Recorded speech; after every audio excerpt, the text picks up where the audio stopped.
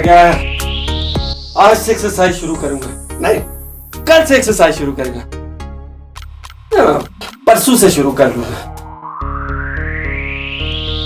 मेरा असिस्टेंट कहाँ रह गया?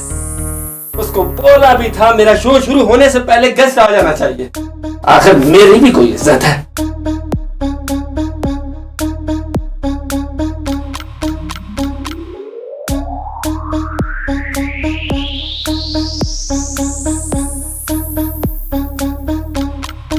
बहुत जल्द आ रहा है पीजी शो। बच्चों की पहुंच से दूर रखिएगा, लेकिन बच्चों तुमने देखना जरूर है।